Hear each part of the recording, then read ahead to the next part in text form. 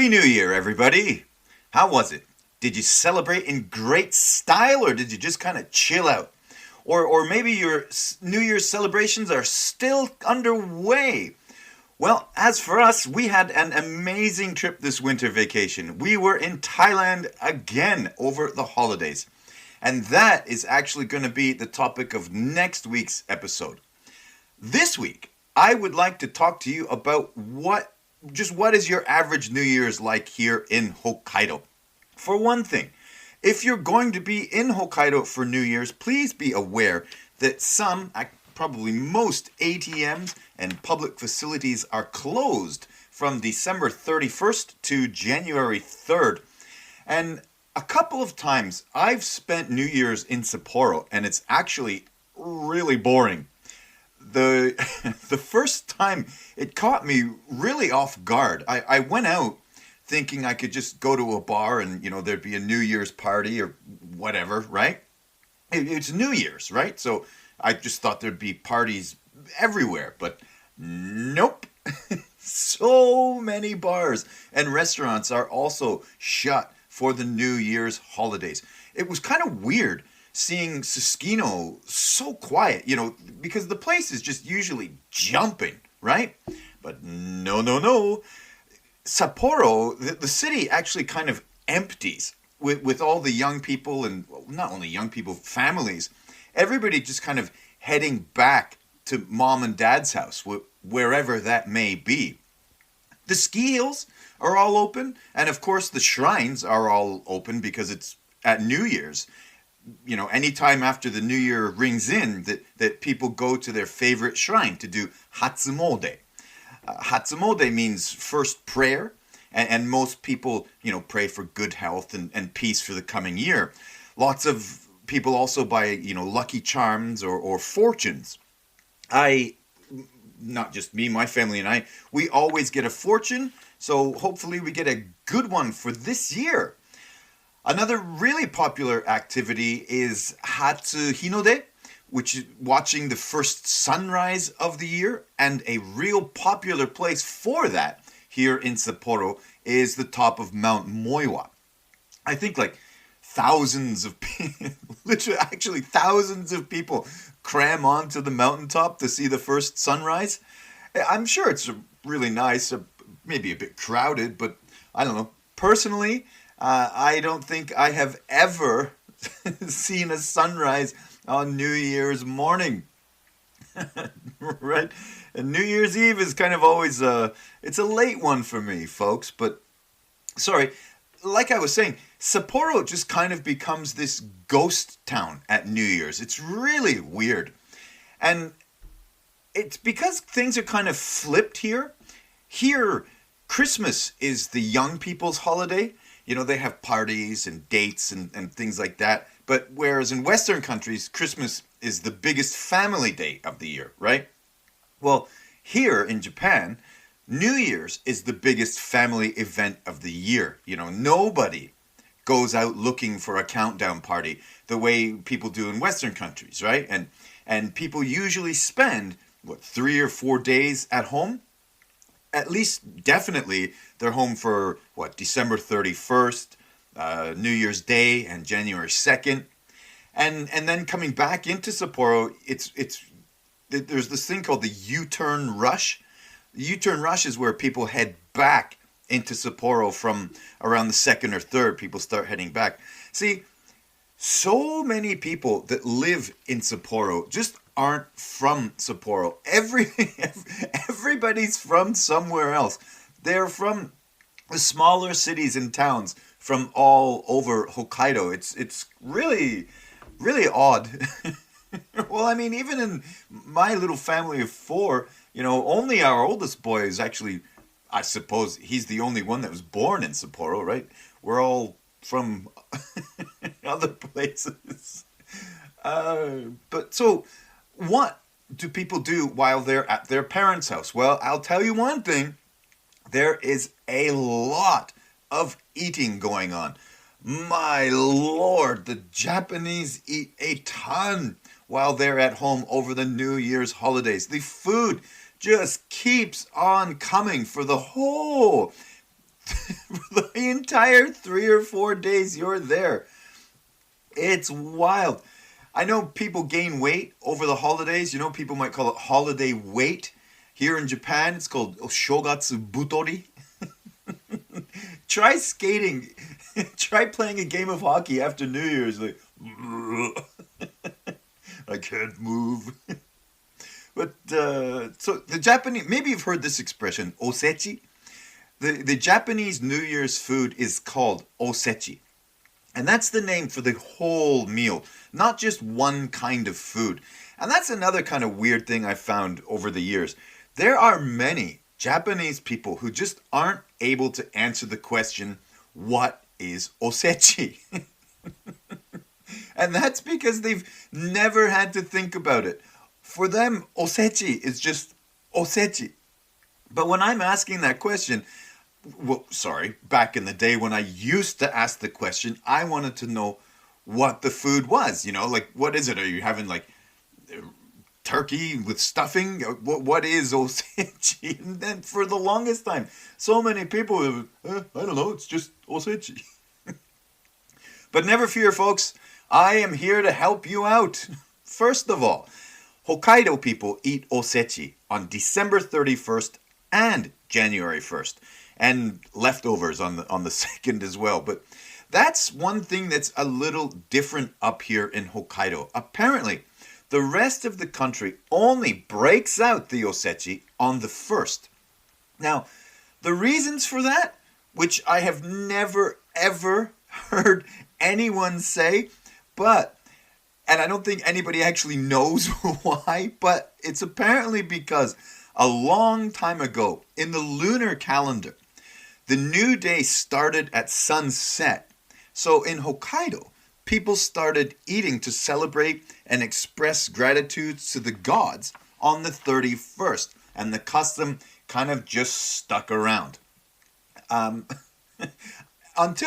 To be honest, folks, until I started putting some stuff together for this episode of the podcast, I didn't even know that people eating osechi on December 31st was just a Hokkaido thing. So, hey, as I've said over the last few episodes, I keep learning through putting all this stuff together. Every day is a school day. But what food is actually included in osechi? Well, up here in Hokkaido, there are many different kinds of dishes. Of course, there's sushi and sashimi, crab. Myself, I'm partial to the king crab, but my wife and family, they kind of prefer the hairy crab. They say the flavor's better, but I think hairy crab's a real pain to eat. And if I got to work for my food like that, I'm not into it. And there's just a ton of other foods that come along with osechi. There are colorful pickled vegetables like carrots and Japanese radish. You also have herring roe and shrimp. Some other really popular ones are kurikinton, which is mashed sweet potato with chestnuts. There's kuromame, which are sweet black soybeans. There's also kamaboko, which is the kind of mulched fish cake things. I'm not really a big fan of those ones. But so there are just all kinds of foods, and they all come in the family's lacquered boxes. And some families actually stick to the tradition of what foods go in what tier of the boxes. Like the first tier is like the sweeter foods, like Japanese fried egg and the sweet soybeans. The second tier of the lacquerware is the seafood dishes. And the third tier is the veggies. The fourth tier is kind of more modern dishes like roast chicken or beef or Western things like ham or fried chicken. But my wife's family, to be honest, I don't really remember if they did everything came in the lacquered boxes, but I don't remember it coming out in tiers like that. Maybe I just wasn't paying attention, but that's what I've just described is like a really, really traditional way to serve osechi. But Yeah, I think that's also kind of changing because when we're at my wife's cousin's house for New Year's, they don't use the lacquer boxes at all. So I'm wondering if that's kind of one of the traditions that's kind of fading away as you know, as so many of these annual traditions do. Plus, the lacquered boxes are really expensive, and I think they're kind of passed down from generation to generation as well. But uh, if we're at my wife's mother's house, yes. But if we're at cousin's house, no. And actually, as so many of us are dealing with over time, you're dealing with aging parents, and my wife's mother just putting on that whole big spread of food is to be honest, it's just a bit too much work for her now. So New Year's is mostly at a different relative's house. It used to always be at my wife's parents' house, but again, the whole aging parent thing, that's kind of shifting as well. Hey, it comes for all of us, right? But it's a lot of work putting together a full traditional osechi feast. And sorry, ladies, of course, it's mostly the women doing all the heavy lifting for that one. The men are kind of sitting around drinking. Perfect. Sorry, ladies. But before I forget, there's one more food that I'd like to talk about, and that's ozoni. Now, I want to talk about that because that's real different up here in Hokkaido. Ozoni is mochi rice cakes served in soup. And this is interesting because all of Hokkaido's osechi dishes pretty much tell the story of Hokkaido cuisine, right? But your ozoni really depends on where your family came from. Because the Japanese in Hokkaido were all immigrants from all over the country, right? So they brought their own regional, unique flavors of New Year's ozoni. So whoever's house you're in, you can't count on getting the same flavor of ozoni. Well, wait, not that you'd be bouncing around different houses sampling ozoni or anything like that, but my point is, in any given neighborhood, there will be many different types of ozoni going on. Like, you know, one might be salty or soy based or miso flavored soup, and you could have round mochi, square mochi, or sweet bean mochi. Any type of ozoni is Hokkaido's now, and that's unique to Hokkaido because, you know, you might be in Kanagawa, and, for example, in Kanagawa might serve a specific type of ozoni, and the vast majority of people there will be having the same type. Well, again, because of the Japanese immigrants to Hokkaido, they brought their flavors with them. So Hokkaido is kind of, yeah, I'll say it again, Hokkaido is unique in that way that Hokkaido's ozoni is all of Japan's. And one more food I've got to talk about. Otherwise, I'd be leaving a giant blank hole about New Year's food in Japan, and people might go, "Hey, why didn't you talk about that?" Well, one more I got to talk about is toshikoshi soba, end of year noodles, and many families eat that on the 31st. My wife's family doesn't. They just don't eat it because everybody's too full of all the fried pork and stuff like that. But toshikoshi soba, end of year noodles, is a very, very famous New Year's food all over the country. And the reason for soba being eaten at New Year's is that soba, I found this real interesting. And again, I did not know this until I was putting together this episode, but soba noodles break pretty easily. So that kind of represents cutting off the hardships, any misgivings, any bad stuff from the old year. And the noodles are long, which symbolize a long and healthy life. So toshikoshi soba has meanings in, forgetting, letting go of the past and looking forward to a long, healthy life. So There you go. That's what Toshikoshi Soba is all about. And of course, folks, with all that good food, there's an equal amount of beer. And quite often, the drinking starts at some point in the afternoon and just kind of continues all the way through. It's a wonderful time of year. Okay, so now we know the food is good, but what do people do? Well, I'm used to this now, but my first couple of New Year's experiences, I wasn't quite ready for it.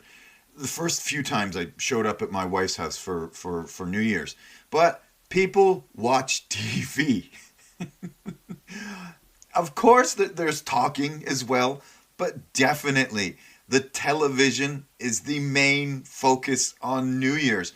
And at first, I wasn't ready for it because New Year's was always a party, right? Or even if you weren't at a countdown party, if you were at a family event for it, at least, people were playing games with each other. And I don't mean video games, people were playing like Pictionary or whatever it is you and your family got up to. You weren't sitting around watching TV. But the biggest thing that people watch on TV is a show called Kohaku Utagasen, the red and white singing contest. Have you ever heard of it? If you've ever spent any time here, you might have heard people talking about it. If you've had New Year's here, you've probably seen it. It's where some of the year's biggest acts do their stuff on this live singing TV show. You also get some classic Japanese songs and some classic Japanese singers go on. That's kind of a polite way of calling somebody old. He's not aged, he's classic. But I think one year, I remember Susan Boyle was on. Remember, she was that housewife that sang, Jesus, what was that opera song? Phantom of the Opera or something like that? But anyway, the British singer Susan Boyle was on one year. I think there's usually one foreign band or singer on the show. But to be honest, folks, I am not a fan of the show at all. I mean, this might sound kind of harsh, but the looks on the faces of some of the singers just kind of drive me nuts. Like, oh, I'm so important, blessing you with this song that I'm feeling so deeply. Oh my God! I think they look ridiculous. They look so. What's the word? Disingenuine? Is that a word? Just the looks on the faces. They look so phony. Like, oh, this song is so deep and meaningful. Oh, give me a break. That might sound a bit harsh. That might sound a bit like old Ebenezer Scrooge himself. Or, oh, come on. Or the boy bands? Come on. The boy bands dancing on that show? You're like, oh my God. It's awful. It's ridiculous. Oh. Sorry. It's just not my vibe, man. So, when that show's on, maybe some of you out there are in the same boat as me. I just have to keep quiet.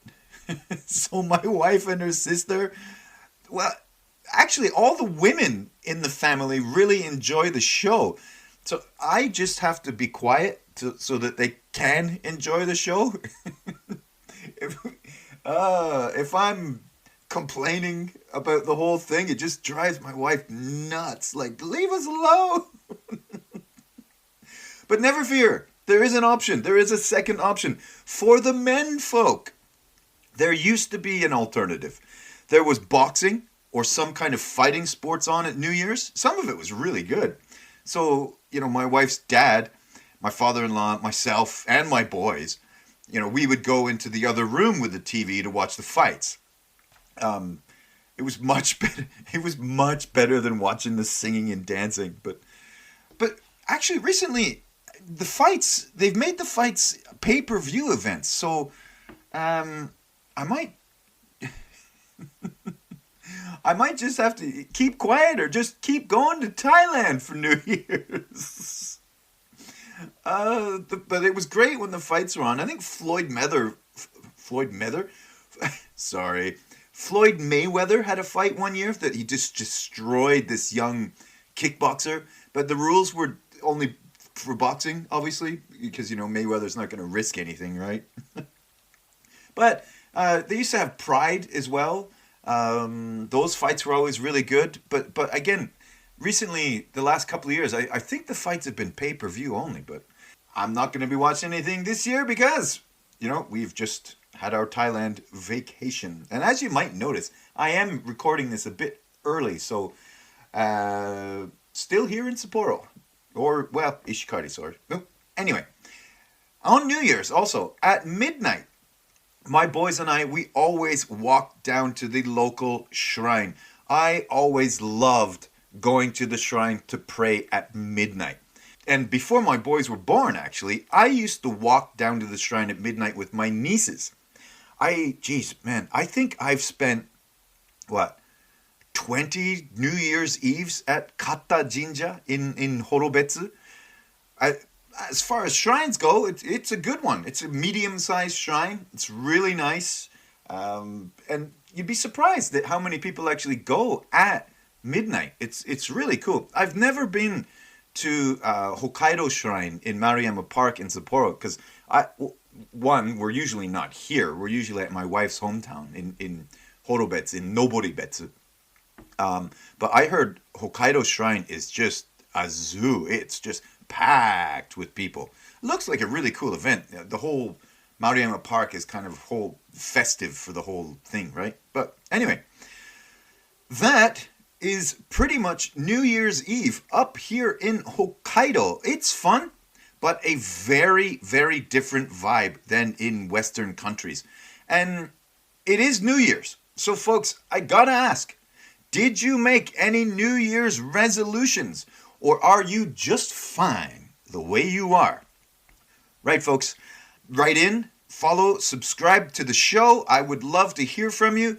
And I wish you all the very best for 2026. Happy New Year, folks.